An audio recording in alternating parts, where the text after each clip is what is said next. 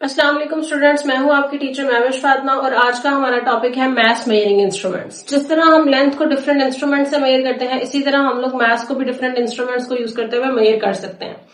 Length major करने के लिए हमारे पास कल हमने देखा मीटर रूल था, वर्नियर कैलिपर था एंड स्क्रू गेज था। इसी तरह हम मैथ्स को मेजर करने के लिए हमारे पास डिफरेंट इंस्ट्रूमेंट्स होते हैं। आज हम देखेंगे वो कौन कौन से होते हैं।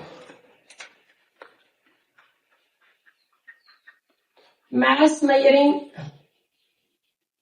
इंस्ट्रूमेंट्स।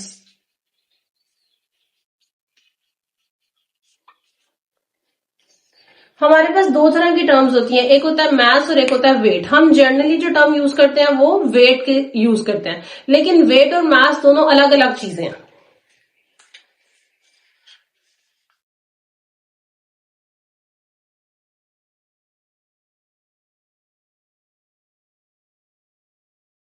मास बेसिकली मेजर करता है किसी भी बॉडी के अंदर उसकी क्वांटिटी को। Mass is the measure of matter of the body, कि बॉडी में कितना मैटर है उसको हम लोग मेजर करते हैं। जबकि वेट जो है वो वेट फोर्स होती है। Weight actually force due to gravity और मास क्वांटिटी ऑफ मैटर।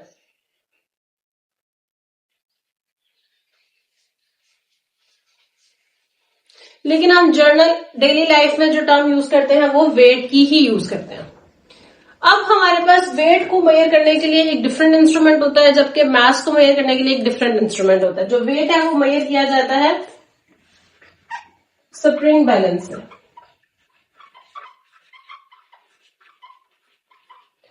और जबकि मास को मेजर किया जाता है फिजिकल बैलेंस।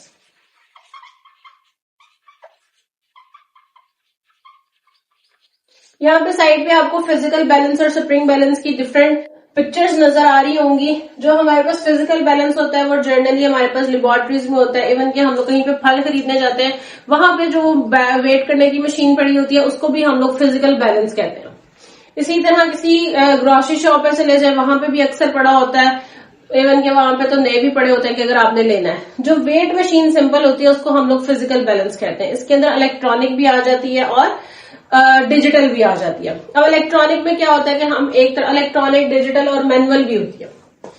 उसके अंदर एक तरफ हमारे पास वेटेड, जो हमें पता होता है कि कितना वेट है इस चीज का, इस पत्थर का, वो पड़ा होता है। और दूसरी तरफ हम लोगों ने वो चीज रखनी होती है जिसका हमने वेट करना होता है। यहाँ पे जो साइड पे पिक्चर आ रही है वो फिजिकल बैलेंस की है। अब फिजिकल बैलेंस में क्या चीज है, दो तरह की ट्रेज है।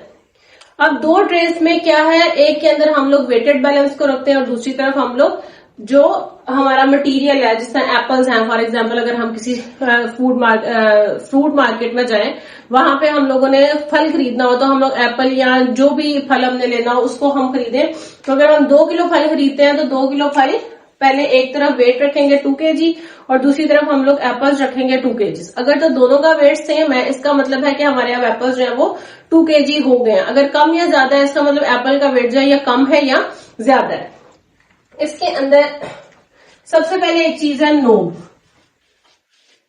नोब को दबाया जाता है। नोब को दबाने से क्या होता है, दोनों की दोनों जो ट्रेस हैं, अगर इस तरह यहाँ पे मैं बनाऊं तो एक ट्रे ऐसे, एक ट्रे ऐसे, ये दोनों की दोनों ट्रेस जो होती हैं ये थोड़ा सा ऊपर आ जाती हैं। यहां पे एक नोब होता है। अब ये ट्रेस ऊपर आ गई। अब इसके सेंटर में एक पॉइंटर होता है।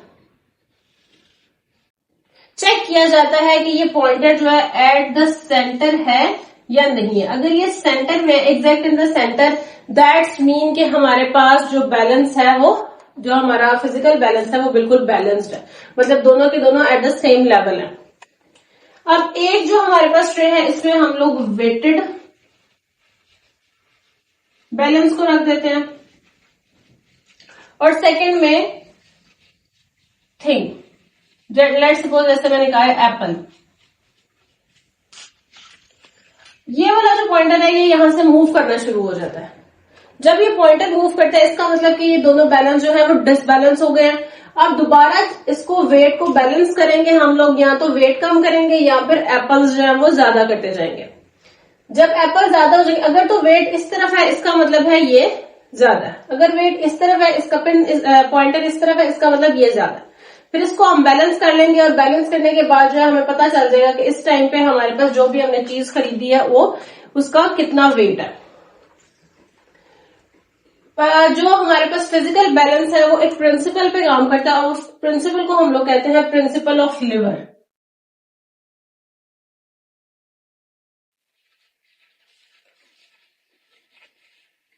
Principle of liver. अब प्रिंसिपल ऑफ लिवर बेसिकली क्या है? यही प्रिंसिपल ऑफ लिवर है कि हमारे पास पॉइंटर एट द सेंटर होना चाहिए और जब उसको हम लोग जब कोई भी चीज बैलेंस की जाए या वेट मेजर किया जाए तो वो दोबारा भी सेंटर में ही होनी चाहिए, उसको अपनी जगह से डिस्प्लेस नहीं होना चाहिए।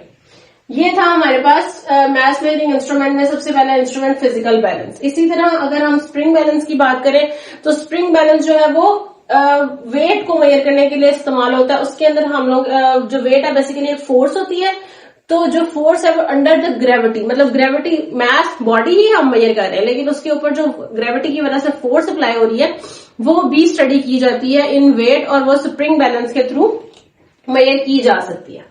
स्प्रिंग बैलेंस एक बैलेंस पिक्चर यहाँ पे साइड पे आ रही है आपके पास। स्प्रिंग बैलेंस जो है वो एक वेट मेजरिंग डिवाइस है। नेक्स्ट टॉपिक है हमारे पास टाइम मेजरिंग इंस्ट्रूमेंट्स।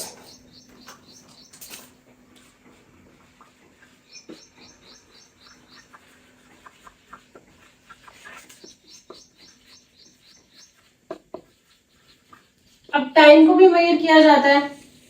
टाइम को किस तरह मेजर किया जाता है? टाइम को मेजर करने के लिए हमारे पास एक सिंपल से, जिस तरह हम क्लॉक से मेजर करते हैं, इसी तरह ड्यूरेशन ऑफ टाइम को मेजर करने के लिए जो डिवाइस यूज होती है उसे हम कहते हैं stop watch.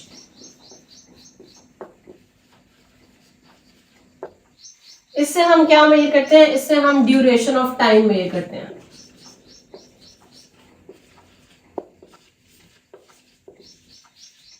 Duration of time. अब हमारे पास स्टॉप वॉच में क्या चीजें होती हैं? स्टॉप वॉच में सबसे पहले हमारे पास नीडल्स होती हैं। दो तरह की नीडल्स होती हैं, एक जो है वो मिनट्स को रिप्रेजेंट करती है और सेकंड जो है वो सेकंड्स को रिप्रेजेंट करती है।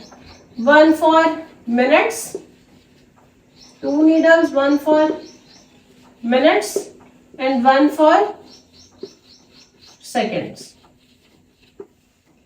यहां पे आपको साइड पे स्टॉप वॉच नजर आ रही होगी। अब जो स्टॉप वॉच का डायल है वो 30 डिवीजन्स में डिवाइड होता है। Dial of the stop watch 30 division होती हैं उसमें, और उस 30 के बाद वो जो एक डिवीजन होती है, each division is divided into 10 parts. मतलब कि अगर स्टॉप वॉच में 30 टोटल डिवीजन है तो हमारे पास एक जो है वो आगे फर्दर डिवाइड होगी इनटू 10 पार्ट्स। और इसी तरह वो जो स्मॉलेस्ट डिवीजन होती है वो 1/10 ऑफ द सेकेंड होती है। Each divided into 10 parts. Smallest division क्या आ गई?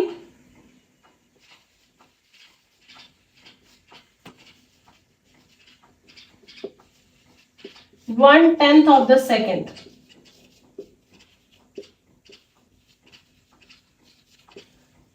और यही इसका लीस्ट काउंट होता है, मतलब हमारे पास ये सेकेंड का 10वां हिस्सा जो है वो मेजर कर सकती है स्टॉप वॉच, और यही इसका लीस्ट काउंट है। Least count is 1/10 of seconds. इसके बाद हमारे पास एक स्टॉप वॉच है, आपको नजर आ रहा होगा स्टॉप वॉच के ऊपर एक नोब है। अब वो नोब क्या करती है? अब वो नोब बटन है, नोब जिसे हम कहते हैं बटन। अब इसको स्टार्ट और स्टॉप किस तरह किया जाता है? इस बटन को पहली दफा दबाया जाए तो वो स्टार्ट हो जाती है, इस बटन को सेकंड टाइम दबाया जाए तो वो स्टॉप हो जाती है। अब हम रीडिंग को नोट करते हैं, जो भी हमने रीडिंग नोट करनी है, उसके बाद इस बटन को दोबारा दबाते हैं तो हमारे पास जो सेकंड्स वाली सुई थी, जितना उसने टाइम कवर किया था वो वापस सेकेंड्स पे, वापस 0 पे आ जाएगी। मतलब जो हमारे पास स्टॉप वॉच है वो दोबारा रीसेट हो जाएगी। बटन या नोब कहां पे होता है? Upper side of the stop watch. First click start, second click stop, third click reset, reset.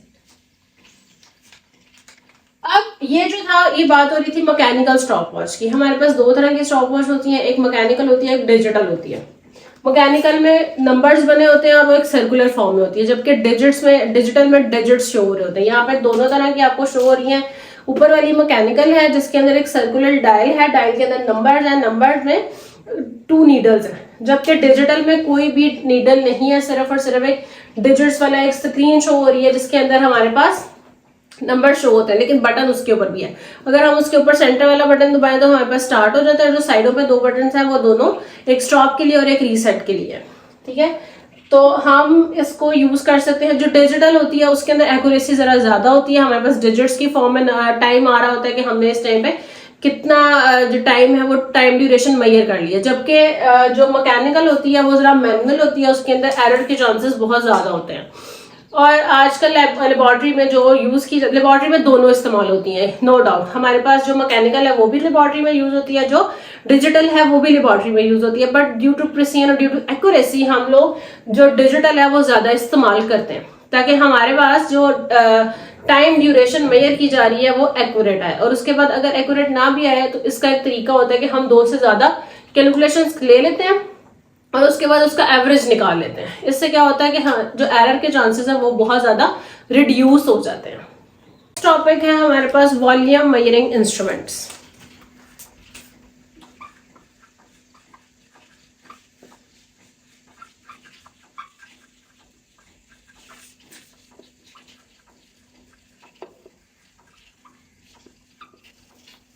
अब वॉल्यूम मेजरिंग इंस्ट्रूमेंट्स कौन से होते हैं? वॉल्यूम मेजरिंग इंस्ट्रूमेंट्स वो होते हैं जिससे हम किसी भी लिक्विड का या किसी सॉलिड का वॉल्यूम फाइंड कर सकते हैं।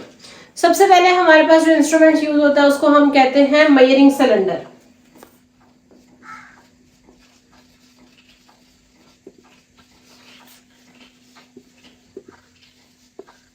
मेजरिंग सिलेंडर हमारे पास किस लिए यूज होता है? मेजरिंग सिलेंडर हमारे पास किसी लिक्विड का वॉल्यूम फाइंड करने के लिए यूज किया जाता है।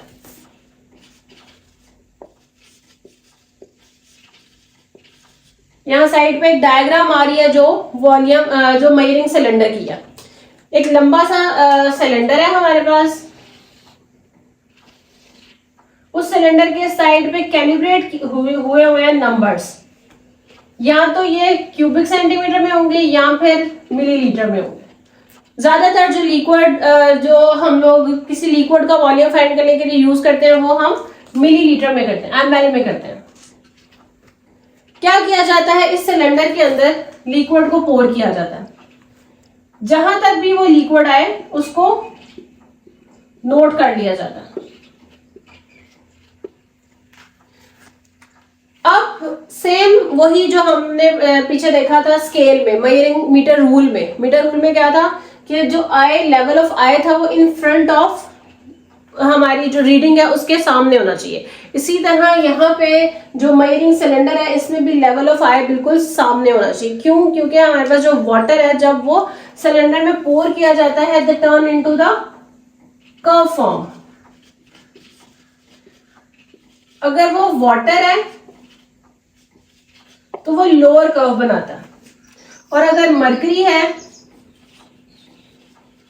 तो वो अपर कर्व बनाएगा।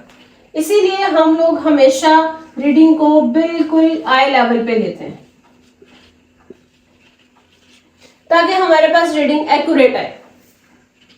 इसको हम लोग कहते हैं कनकेव सरफेस। ठीक है, ये जो कर्व सरफेस बनती है इसको हम कनकेव सरफेस कहते हैं।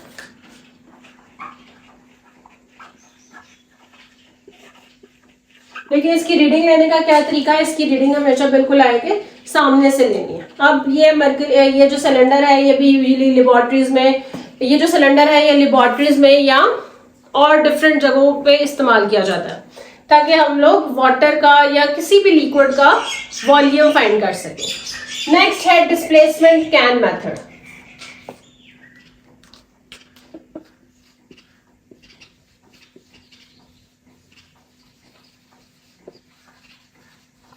अब डिस्प्लेसमेंट कैन मेथड क्या है? डिस्प्लेसमेंट कैन मेथड किसी सॉलिड का जो वॉल्यूम है वो मेजर करने के लिए यूज किया जाता है। डिस्प्लेसमेंट कैन मेथड में कैसे होता है, ये डायग्राम आ रही है डिस्प्लेसमेंट कैन मेथड की वैसे तो, लेकिन यहाँ पे मैं आपको बना के दिखाती हूँ। डिस्प्लेसमेंट कैन मेथड में एक इस तरह जार होता है, इस जार में एक पोजीशन पर जो है वो इस तरह छोटी सी ओपनिंग होती है। अब ये ओपनिंग क्या करती है, इस ओपनिंग के साथ एक पाइप होता है और इसके नीचे हम एक बीकर रख देते हैं। अब जो सॉलिड है उसका वॉल्यूम फाइंड करना है, तो वो सॉलिड अगर किसी भी जगह पे फिट नहीं आता तो उसका वॉल्यूम किस तरह फाइंड किया जाता है, पहले इस जार को फिल कर लिया जाता है, जहां तक ओपनिंग है वहां तक इस जार को वाटर से फिल कर लिया जाता है। उसके बाद हमने जिस भी सॉलिड का वॉल्यूम फाइंड करना है उसको हम लोग थ्रेड से टाई करते हैं। ये अगर सॉलिड था, इसको थ्रेड से टाई किया और इसको इसके अंदर पोर कर दिया जाता है, यहां पे पोर कर दिया।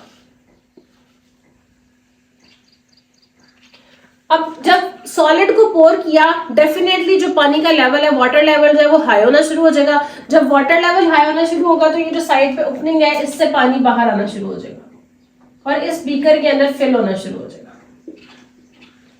जहां तक जो है वो बीकर फिल होगी उसका वॉल्यूम हम मेजर कर लेंगे और हम वही कहेंगे वो वॉल्यूम ऑफ द सॉलिड है। हमारे पास क्या है, इसके अंदर हमारे पास दो तरह के जार्स होते हैं। ये डिस्प्लेसमेंट कैन मेथड है, इसमें एक बीकर होती है। सबसे पहले ये यूज क्यों किया जाता है, use for measuring the volume of the solid.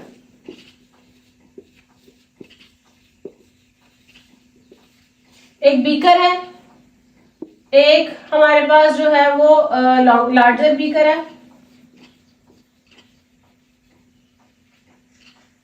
With opening.